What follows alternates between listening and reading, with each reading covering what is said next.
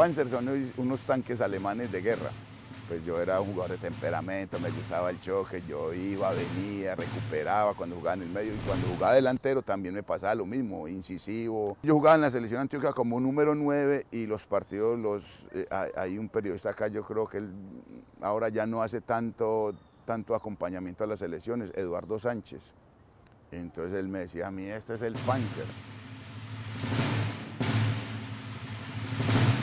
Yo jugaba en el Cúcuta en la primera A y las primeras A aquí en Medellín, en Antioquia, eran unos torneos muy difíciles, jugadores, casi que todo el que jugaba primera A tenía mucha posibilidad de jugar fútbol profesional. Yo era muy goleador ahí, en la Universidad de Antioquia, en el Cúcuta, después en Envigado, yo hacía muchos goles, entonces él me puso el Panzer.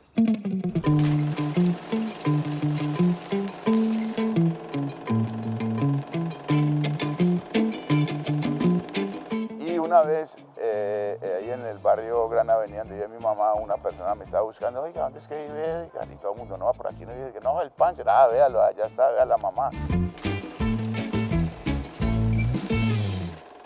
Bueno, desde que yo tengo uso de razón, y en especial los 24 de diciembre, donde la tradición era los regalos a los niños, mi regalo siempre era uniformes de fútbol, un balón, y unos guayos. Uno en esas edades tempranas es muy difícil identificar que un niño o un deportista tenga esos dotes de ser un arquero, de ser un delantero, de ser un volante. No, se jugaba con esa naturalidad de ir a disfrutar, de disfrutar el fútbol, y a partir de ahí empecé, me gustaba hacer goles, pero también me gustaba el arco, porque en el municipio de Bello, donde nací y crecí, el fútbol del salón yo creo que es una fortaleza. En esos inicios, como no habían escuelas de fútbol, recuerdo que, y todavía vive mi mamá en esa cuadra del barrio obrero, de San José Obrero, Gran Avenida, y hay una escuela arriba de mi casa y había un mural grande, entonces yo me iba con compañeros y bueno, ponerte vos, y nos poníamos nombres de jugadores de esa actualidad, como arqueros, y después tirábamos centros y como delanteros o goleadores, entonces el uno tiraba centros, el otro era arquero, a los 5 remates si no hay gol seguís, o bueno, y ahí iba uno perfeccionando esa técnica porque no había quien le enseñara a uno.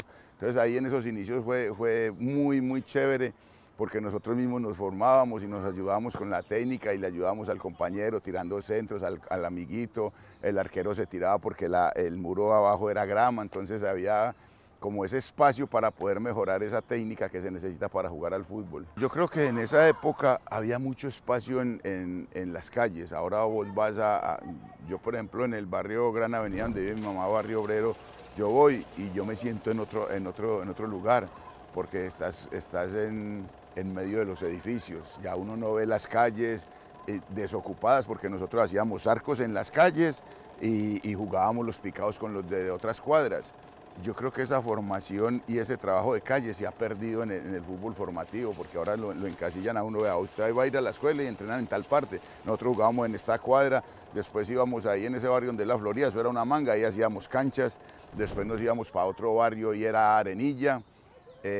Bueno, entonces habían muchos escenarios donde la técnica empezaba a mejorar, porque vos en la arenilla, era esa arenilla que si llovía, si hacían grumos, morros, entonces la pelota venía brincando, ¿cómo la vas a controlar? En la calle había piedra, entonces yo creo que se mejoraba la técnica a partir de ahí. Yo jugué mucho microfútbol en Bello, jugué por allá en esa cancha, creo, la del Carmen en la cumbre, donde salieron muchos futbolistas, en Innovar 80 en Niquía, o sea, en Zamora, en Machado, todas esas canchas eran de microfútbol y el torneo de microfútbol era altísimo. Pero después de ahí vino un equipo que lo patrocinaba un almacén Chaval en Bello, que eso ya se acabó, y empezamos a jugar cuarta categoría en la Liga Antioqueña de Fútbol, ya fútbol pues, porque el futbolista de sala es diferente al futbolista de campo amplio, es un campo pequeño, donde la condición física para jugar al microfútbol tiene que ser anaeróbica porque es muy seguido, en cambio el fútbol ya es otra cosa. Entonces empezamos a combinar todos esos aspectos de microfútbol, llevarlos al fútbol y a tener las dimensiones de la cancha del fútbol. Entonces y es una combinación muy buena. Yo ahora veo a Richard Ríos, que fue con un equipo de fútbol sala a Brasil y allá se quedó y ahora es figura en el Palmeiras y en Selección Colombia. El fútbol sí me cambió la vida y me ayudó a realizar mis sueños y a conocer muchas culturas y a educarme, porque el fútbol y el deporte es un vehículo de educación. Por eso nosotros a través de todos estos programas hablamos de la educación que tiene que haber a partir del deporte. Entonces empezamos a crecer mucho. Sabe que yo tomé algo de toda la gente que estaba alrededor donde yo me movía y especialmente los más cercanos del barrio, hablaban de 4 o 5 amigos míos que decían, ve, estos van a jugar fútbol profesional porque la capacidad técnica, todo era, pero de mí nunca mencionaban nada. Entonces yo lo tomé eso como fortaleza y yo me tengo que fortalecer, yo tengo que trabajar estas partes, yo tengo que trabajar este aspecto para igualarlos a ellos, pero ellos tenían mucha más capacidad técnica que la mía, pero yo a base de esfuerzo, de la actitud, de las ganas, me fui sobreponiendo y empecé a escalar de ese equipo que te digo en Bello de cuarta categoría de la liga. Una vez un pelado de ahí del barrio me dice Osvaldo Giraldo, Osvaldito, él estudiaba en el Liceo Antioqueño y me decía, vení, vámonos a entrenar a la Universidad de Antioquia, que ahí tenemos el equipo que juega en liga y de pronto te quedas ahí.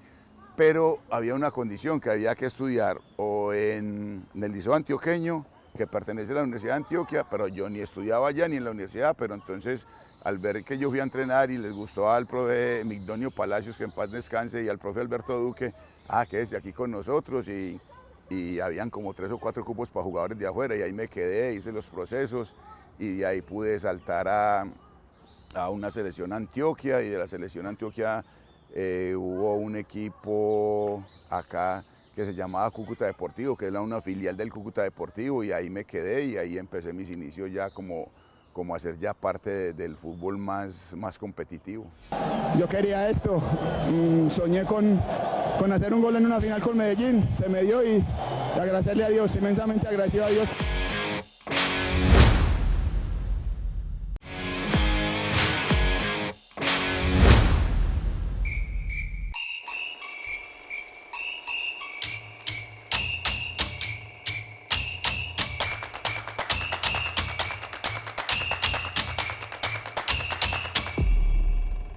Una vez yo llego a la casa y le digo, papá, ¿sabes qué? Y mamá, voy a ir a jugar un torneo con la selección Antioquia a Bogotá, un sub-23.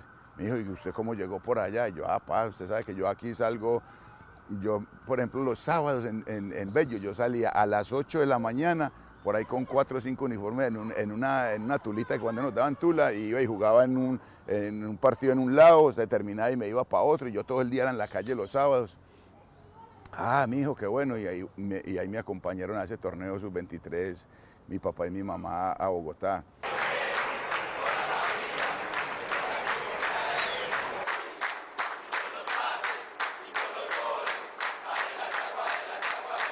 En el barrio La Florida en Bello, eso era una manga grande y nosotros hacíamos 2 arcos, inclusive la cancha era en bajada, 2 arcos, uno acá y el otro abajo, y hacíamos torneos de cuadras. Y recuerdo mi papá trabajaba en Pintuco, entonces él me traía esas camisetas que le regalaban a la gente para pintar, entonces nosotros jugábamos con esos uniformes de Pintuco y nos organizábamos y hacíamos los torneitos. Entonces mi papá desde ese entonces siempre como que me apoyó para todo eso. Entonces yo en ese entonces no sabía que era líder, pero me convertí en ese líder. Yo iba a buscar a los compañeros de la cuadra, mi papá me traía las camisetas, marquémoslas con un marcador, este es el número suyo, y jugábamos los torneitos. Entonces ahí empezó eso. Entonces yo después de que fui a ese torneo con la selección, yo sentía esa satisfacción de mis padres y llevarlos, que jugamos la final en el Campín contra la selección de Bogotá, un estadio lleno, y ellos verme allá jugando. Yo era delantero, yo era número 9 en la selección Antioquia. Entonces yo empecé a sentir como esa satisfacción, no por mí, sino por verlos a ellos, que se sentían orgullosos de lo que yo estaba haciendo. Y bueno, después empezó lo del Cúcuta, donde debuté y jugué como 4 partidos profesionales. Por cuestiones económicas me regresé acá a Medellín y empecé mi carrera ya más profesional en el Envigado, que a propósito es un equipo que llevo en el corazón porque jugué alrededor de 6, 7 años ahí. Después hice mi otro paso por Pereira, por Medellín, por América. Entonces fue la verdad que es el sueño del pibe.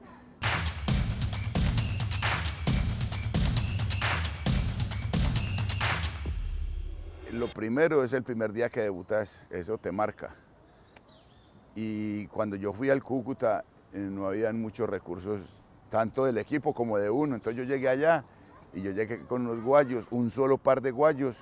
Cuando me dice el entrenador Hugo Castaño, me dice, usted va para el partido y vamos a jugar a Cali, Cúcuta Deportivo, frente al Deportivo Cali en el Pascual Guerrero. Y yo me soñaba, ay, el partido para el debut. Cuando en la práctica anterior el guayo se me despega un poquito, y, ay, Dios mío bendito. Cuando llegamos al camerino, recuerdo que había un jugador ya más experimentado como Danilo Robledo, como San Clemente. Entonces me dicen, pelado, ¿y usted va a jugar con esos guayos? Yo no tengo más. Entonces, bueno, no, este man no puede entrar, este pelado no puede entrar a esa cancha con esos guayos. Entonces me consiguieron guayos, bueno, pero yo no entré jugando. Por ahí faltando 20 minutos, el profe Castaño me dice, hágale que va para adentro. Ah, listo, yo voy para adentro y yo entro. Y haga de cuenta como si yo hubiera jugado por ahí 100 minutos. Las piernas no me daban, yo me sentía cansado. Yo, ¿esto qué es? Pero es el temor, el miedo escénico de debutar. Y bueno, ese día toqué la pelota, hice cositas buenas y entonces me fui dando cuenta ya cómo era fútbol profesional, porque en el fútbol profesional se juega con más orden, hay que tener más orden, porque en el fútbol aficionado esos partidos va y viene, va y viene, va y viene. En cambio en el fútbol profesional ya te van dando un orden, te van dando unas indicaciones y bueno, empecé a asimilar todo eso y después ya me fui soltando cuando ya uno juega con estadios llenos. Yo creo que es mucho mejor. Yo estos días escuchaba un ciclista, no sé si era Egan Bernal, que cuando ellos van subiendo esos premios de montaña de primera categoría, que la gente se cierra, que casi que ni los dejan andar. Uno dice, uy, pero la gente cómo se mete, y ellos son felices de ver que la gente los tiene ahí. Entonces lo mismo le pasa a uno cuando uno está en un estadio. Uno ve un estadio lleno y se motiva y yo creo que ya, o sea, todos los partidos te generan una tensión, una ansiedad y un miedo. Pero después de que saltas a la cancha, eso se te olvida. Me tocó jugar en una Copa Libertadores, jugamos en el Azteca con 70.000 personas, 80.000, pero es tanta la concentración que uno debe tener y que adquiere, que a mí se me olvidaba que habían toda esa cantidad de aficionados y uno se concentra en lo que tiene que hacer en el terreno de juego. Pero realmente para mí y para muchos jugadores es mejor jugar con estadio lleno que un estadio que no haya público, eso lo motiva más a uno. También quedamos en la historia con Envigado porque estuve en ese equipo que ascendió el primer torneo de ascenso en Colombia, estuvimos ahí, entonces fue algo especial. Siempre que pasa una cosa por primera vez te marca y quedas en la historia de eso, entonces quedamos marcados porque fuimos el primer equipo que ascendió el primer torneo en ascenso en Colombia. Y pasó algo curioso, ese equipo lo clasificamos Matías, Jeringa, Abel Acevedo, Torquiollos, bueno, Tuberquia, una cantidad de jugadores que veníamos haciendo ese proceso en las divisiones menores y alcanzamos ese cupo. Entonces nosotros dijimos, uy, el otro año, mejor dicho, ya nuevamente fútbol profesional y nos vamos a consolidar, pero vino el técnico Chiqui García y Chiqui García trajo una cantidad de jugadores en ese momento que eran de Selección Colombia de primer nivel, trajo a Rubén Darío Hernández, a Juan Jairo Galeano, a Jimmy Arango, a Chicho Pérez, vino Julio César Uribe, un peruano, yo creo que es un referente del fútbol peruano. Cuando nosotros vimos toda esa cantidad y calidad de jugadores, nosotros dijimos, nos miramos nosotros mismos, uy, aquí va a estar duro para jugar y inclusive ese año algunos jugaron poquito, yo me pude colar en ese equipo. Yo era número 9, inclusive el primer partido que jugué con Envigado como número 9 en Cali, hice gol y le íbamos quitando un invicto como de 27 fechas al Cali, pero nos empataron. Entonces yo empecé como número 9, después hubo una necesidad y no sé por qué faltaba un zaguero central y a nosotros no nos ponían mucho pues como ni en las prácticas, sino como había tanta gente de calidad. Entonces me dice el Chiqui, mijo, usted que lo veo como guapito, usted es capaz de jugar de zaguero central. Y yo con esa goma y esas ganas de jugar, profe, dígame qué hay que hacer. Y me metí a jugar de zaguero central, me quedé y jugué por ahí una temporada de zaguero central.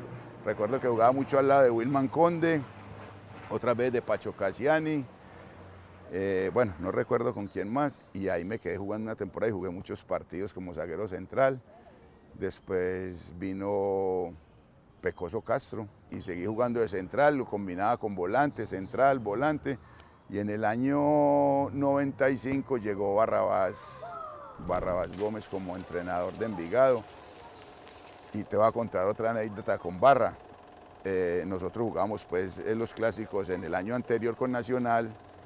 Envigado, pues lo llamaban clásico, ahora lo llaman clásico joven, Envigado Nacional, y nosotros en la cancha, mejor dicho, que si había VAR, yo creo que los jugadores de esa época no jugábamos 3 partidos seguidos, porque había mucho permiso de muchas cosas, y yo en la cancha peleaba mucho con Barra, mucho, nos encendíamos, peleábamos, jugábamos.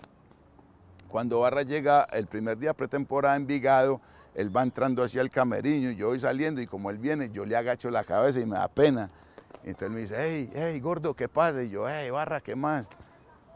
¿Por qué no me miras y me saludas? Entonces yo le digo, no, es que todo lo que pasaba en esa cancha, a mí me da pena comer. No, venía a ver, eso ya quedó en la cancha, eso es de la cancha, venía a ver que vamos a hacer un equipo bueno, bacano. Y con Barra hicimos un equipo sabroso, bacano, que guerrió. Yo creo que alcanzó a clasificarse a un octogonal, igual que con Pecoso clasificamos a un octogonal también. Te voy a contar una que tuve con un paraguayo en Pereira, no voy a decir el nombre, simplemente lo que pasó.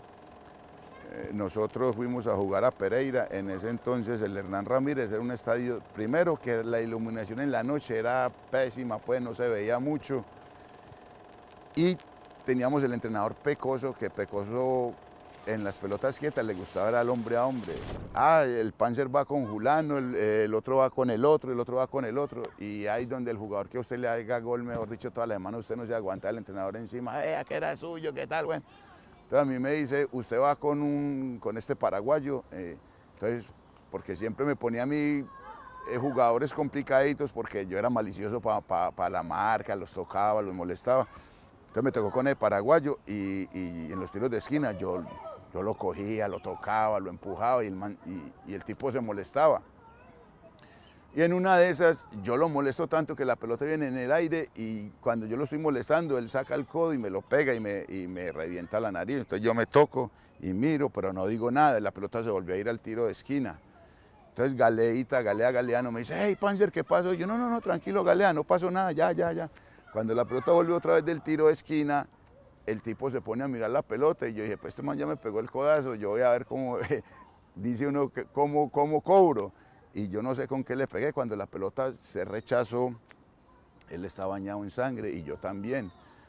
Cuando el árbitro Felipe Rusi, mira que paró el partido, ¿qué pasó aquí?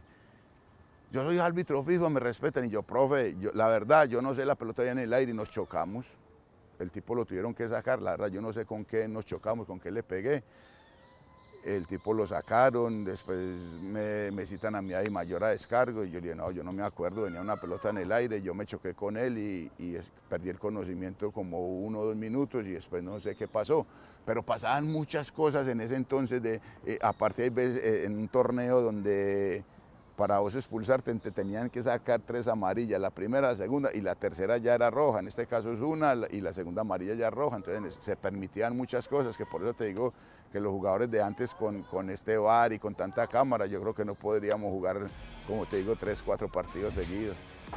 Pero vuelve el Medellín a reaccionar. Tiro libre, la pelota golpeó en un americano y el Panzer Carvajal logra la anotación para el equipo antioqueño.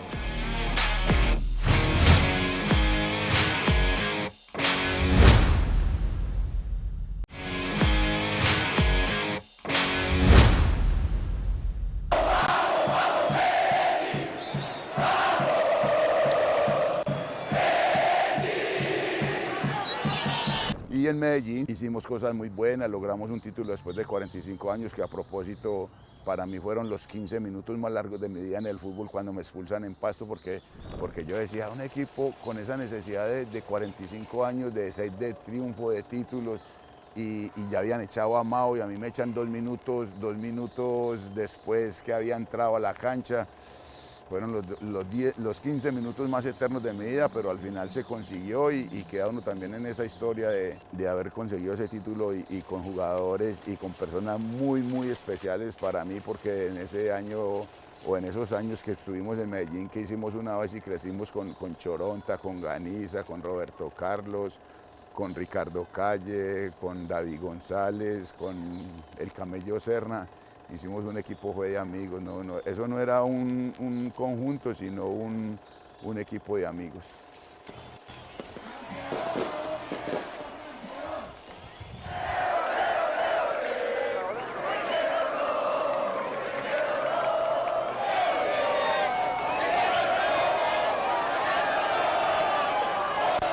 Guardando las proporciones, cuando Nacional ganó la Copa Libertadores, esta ciudad se volcó y fue impresionante.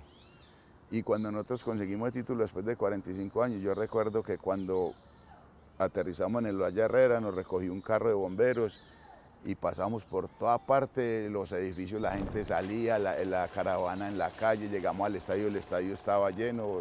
Yo creo que son cosas que lo marcan a uno y que nunca se te van a olvidar de la mente. Entonces pues no, es que ese año fue espectacular. Aparte, ganar títulos en diciembre es distinto a ganar títulos en mitad de año. En diciembre es la euforia de la Navidad, de la gente, y nosotros ganamos el título en diciembre. Yo recuerdo que ese disco del Medellín se hizo, todo el mundo bailaba ese disco en ese diciembre.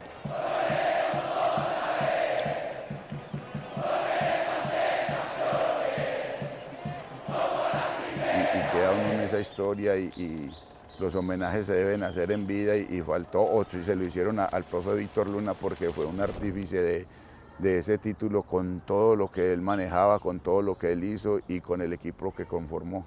Cuando Choro llegó a Medellín, llegó muy pelado y yo jugaba en la posición de él se fijaba mucho en mí, me preguntaba, pero después él con su capacidad y con todo lo que hizo se impuso.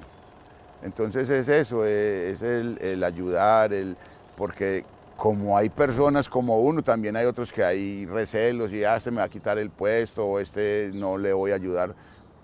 Eso nunca se manejó desde mi perspectiva y desde mi personalidad. Yo siempre, todo jugador, es jugar en mi posición. Venga, yo le digo, esto se maneja así, a mí me va bien con esto, ponga mucho cuidado con esto. Entonces, es la satisfacción de yo poder ayudar a mucha gente a que se consolidara y a que empezara a formarse como profesional. Y hay otro jugador, después de verlo triunfar, me satisface mucho. Leighton Jiménez jugaba en Medellín y jugaba en las divisiones menores y lo llevaban al equipo profesional. Él se consolidó y tuvo una lesión de rodilla fuerte, muy grave, entonces a él lo apartaron un poquito, no lo tenían mucho en cuenta. Yo le dije, venga, trabaje conmigo aquí en la primera A y seguro que a usted le va a seguir largo. Y él empezó a recuperarse, se recuperó, le fue bien. Y después de que se recuperó, hizo un buen torneo con Medellín, que fue en el 2009 que quedamos campeones con Leonel. Y de ahí se va a México, y el jugador que va a México y está 5 o 6 temporadas, yo creo que sí es juicioso. Puede tener ya como, digamos, una jubilación y vivir el resto de su vida tranquilo. Como asistente tuve la posibilidad y todavía tengo madera para mucho rato, poder ir a un mundial, poder estar en 3 Copas América, con Panamá poder jugar 4 Copas Oro. Entonces eso te va fortaleciendo y te va haciendo más entrenador y más persona. Para mí ese rol de entrenador ha sido muy difícil porque cuando vos estás como jugador, vos en la cancha resolvés. O sea, vos vas a la cancha y decís, yo tengo que hacer esto, el entrenador me dijo que jugara por este lado, que estuviera pendiente que este lateral no me salga o que este volante no me coja la pelota en esta posición, pero vos como entrenador dependés de eso ya. Entonces, estás en la raya, pero dependiendo de otros tu trabajo.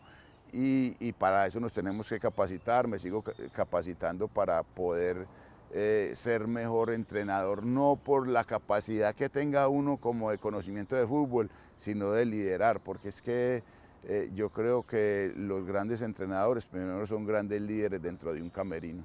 A uno lo marca mucho el paso por las instituciones, no por lo que consigas, sino por la persona en que te convertís. Y yo ahí me convertí en un líder, pues llegué, me gané la capitanía, ayudé a muchas personas. Casualmente estos días me encontré en un centro comercial un muchacho que jugó fútbol profesional, después se fue por allá el chico y me saludó. Yo le dije, ¿qué más, Walter? ¿Cómo estás? Bueno, nos saludamos, y él estaba en una mesa siguiente. Y cuando ya se fue a despedir, yo estaba aquí de espalda, aquí estaba mi esposa y la niña mía, y el man me abrazó por detrás y me dijo, ¿sabe qué me acuerdo de usted? Y yo, contame. Siempre estabas preocupado de qué le faltaba al uno, qué le faltaba al otro. Entonces no es ese líder solamente en la cancha.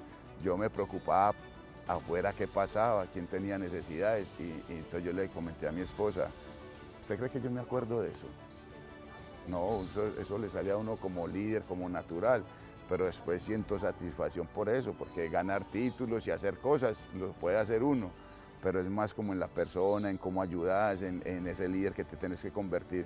Nosotros a veces llamamos a juicio jugadores que andaban por ahí, pues que no estaban como en la línea. Venga, nosotros necesitamos esto, necesitamos de usted, necesitamos que nos apoye con su capacidad, con todo esto, y empezamos a hacer un grupo muy, muy bonito, muy bacano, y yo creo que cuando uno logra unir todos esos aspectos en el fútbol, consigue resultados, pero lo más importante es que cuando yo estaba como capitán y a todos los equipos donde fui me convertí en capitán, pero es más eso que te digo, no en ese capitán que está para ganar cosas, sino para ayudar, para orientar, para que la gente crezca, y es lo que me queda a mí.